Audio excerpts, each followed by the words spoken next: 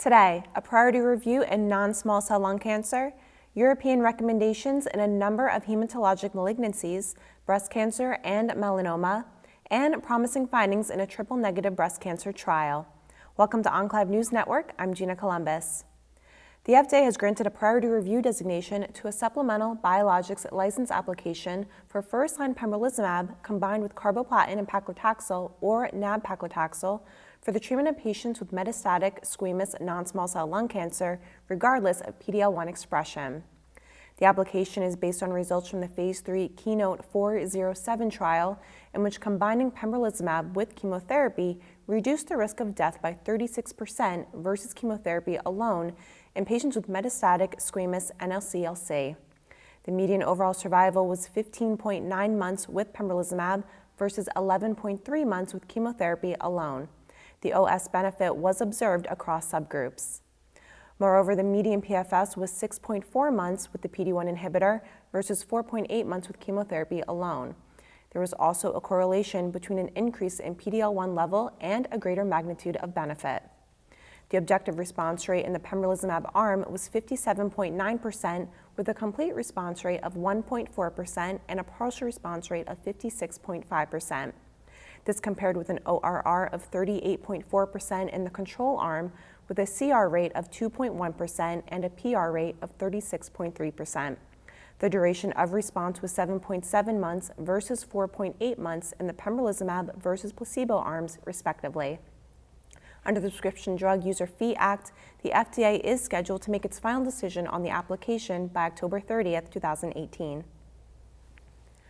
The European Medicines Agency's Committee for Medicinal Products for Human Use has recommended approval of the chimeric antigen receptor T-cell therapy axicabtagene ciloleucel as a treatment for adult patients with relapsed refractory diffuse large B-cell lymphoma or primary mediastinal large B-cell lymphoma, following at least 2 lines of systemic therapy. The recommendation is based on findings from the single-arm Phase 2 ZUMA-1 trial, which showed that axi-cel had an objective response rate of 82% and a complete remission rate of 54%. After 8.7 months of follow-up, 39% of patients remained in CR. Moreover, the median duration of response in those with a CR was not reached at the time of the assessment. The FDA label for the medication in the United States lists the ORR as 72% and the CR rate as 51%. The European Commission will now review the CHMP recommendation and make a final decision on whether to approve axicabtagene ciloleucel for use in the European Union. A second chimeric antigen receptor T-cell therapy, tisagenlecleucel, has been recommended for approval by the European Medicines Agency's Committee for Medicinal Products for Human Use. The indication would be for either adult patients with diffuse large B-cell lymphoma that is relapsed or refractory after 2 or more lines of systemic therapy, or patients up to 25 years of age with B-cell acute lymphoblastic leukemia that is refractory and in relapse post-transplant or in second or later relapse. The DLBCL recommendation was based on data from the Phase 2 Juliet study. At a median follow-up of 14.1 months, tisagenlecleucel achieved an objective response rate of 52% in adult patients with relapsed refractory disease. The ORR included a complete response rate of 40% and a partial response rate of 12%. This response was durable as the duration of response had not been reached at data cutoff. These response rates were consistent across all subgroups, including patients receiving prior allogeneic stem cell transplantation and in patients having double-hit lymphoma. Additionally, the 12-month relapse-free survival rate in patients with a CR was 78.5%, and the 12-month RFS rate in all responders was 65%. There were no patients who proceeded to transplant while in response. The LLL recommendation was based on data from the Phase 2 Ileana trial, which demonstrated that at a median follow-up of 13.1 months, tisagenlecleucel induced an ORR of 81% in children and young adults with relapsed refractory B-cell ALL. In breast cancer, the European Medicines Agency's Committee for Medicinal Products for Human Use has recommended approval of neratinib for the extended adjuvant treatment of adult patients with early-stage hormone receptor-positive, HER2 overexpressed or amplified disease following post-operative trastuzumab. The agency reviewed results from the Phase 3 Extant trial and the Phase 2 control trial.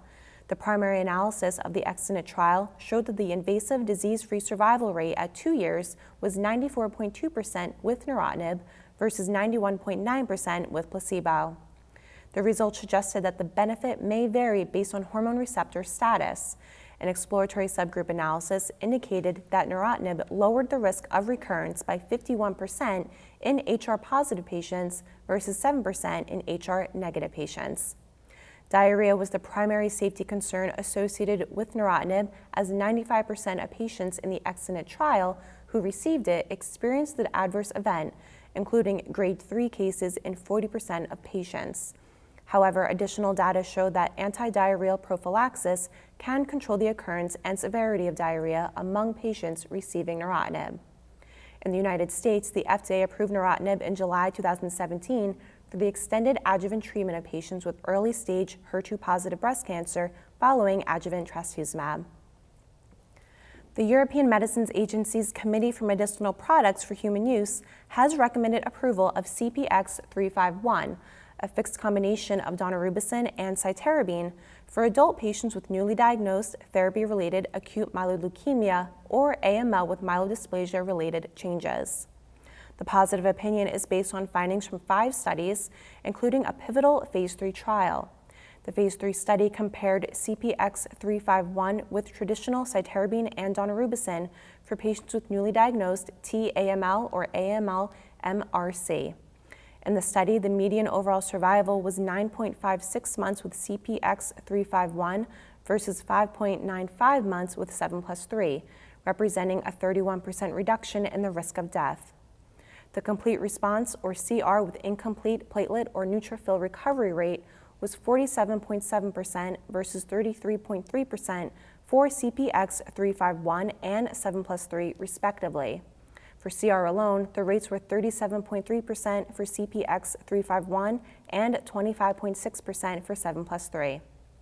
At 12 months, the OS rate was 41.5% in the CPX-351 arm versus 27.6% with 7+3. At 24 months, 31.1% of patients enrolled in CPX-351 remained alive compared with 12.3% with 7+3. The median event-free survival was 2.53 months for CPX-351 versus 1.3 months for 7+3.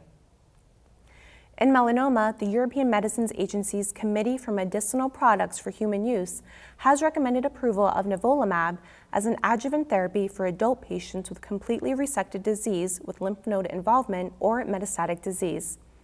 The recommendation is based on findings from the Phase 3 Checkmate 238 trial, in which the recurrence-free survival rate at 18 months with nivolumab was 66.4% versus 52.7% for ipilimumab in patients with stage 3B, stage 3C, or 4 melanoma. There was a 35% reduction in the risk of recurrence or death with the PD-1 inhibitor versus the CTLA-4 inhibitor. Moreover, the median RFS had not yet been reached in either arm of the trial, and the 12-month RFS rate with nivolumab was 70.5% versus 60.8% in the ipilimumab group. The median distant metastasis-free survival was not reached in either treatment group, with fewer events noted in the nivolumab arm. Improvements in RFS were seen regardless of tumor stage. In those with stage 3B or stage 3C disease, the 12-month RFS rates were 72.3% versus 61.6% for nivolumab and ipilimumab, respectively. In stage 4 disease, the 12-month RFS rate was 63.0% with nivolumab versus 57.5% with ipilimumab. The FDA approved nivolumab in December 2017 as an adjuvant treatment for patients with completely resected melanoma with lymph node involvement or metastatic disease.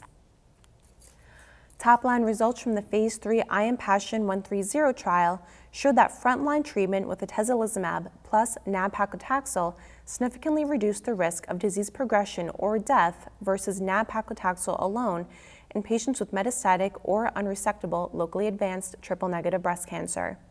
Genentech, the manufacturer of atezolizumab, reported that no new safety signals emerged with the combination and adverse events were consistent with previous single-agent use of the drugs. The Phase 3 IMpassion 130 study followed a phase 1b study of atezolizumab plus nab-paclitaxel, which showed that the combination had a confirmed ORR of 66.7% as a frontline treatment for patients with metastatic TNBC. The study explored atezolizumab plus nab-paclitaxel across several lines of treatment, regardless of PD-L1 status for patients with metastatic TNBC. In the second-line setting, the confirmed ORR was 25%, and in the third line and beyond, the ORR was 28.6%. Across the full trial, the ORR was 41.7%. This week, we sat down with Dr. Mohammed Jahanzeb of Sylvester Comprehensive Cancer Center to discuss factors to consider for adjuvant therapy in breast cancer. When we think of factors that go into decision-making, we are assessing the risk of relapse in the patient, basically. And historically, we have thought of tumor size, nodal status, grade of the tumor, obviously receptor status, and we have known for more than 30 years, actually going on 40 years, that HER2-positive disease has worse prognosis than HER2-negative disease. They tend to be more aggressive, and anti-HER2 therapy has changed all that because these are very effective, well-tolerated therapies. And they have come into the adjuvant setting, and now we know that they cut the risk of relapse by at least a third or sometimes even one half. And then when therapies are so effective, you have to calculate the risk of relapse to calculate the absolute benefit in a given patient. And now we know that even sub-centimeter tumors have up to a 23% risk of relapse. So we consider and offer trastuzumab-based therapy even to those patients. The only difference is we don't give them full-scale chemotherapy. We may give them just 12 weekly doses of paclitaxel. And now we have more than 4 years follow-up on that cohort presented by Dr. Tolani from Dana-Farber. And the results are phenomenal, where we are still seeing disease-free status at that follow-up of more than 4 years at 98% or so. If you then go into patients with larger tumors greater than 1 centimeters, with or without node positivity, the standard of care has been 1 year of trastuzumab. That's all for today. Thank you for watching Enclave News Network. I'm Gina Columbus.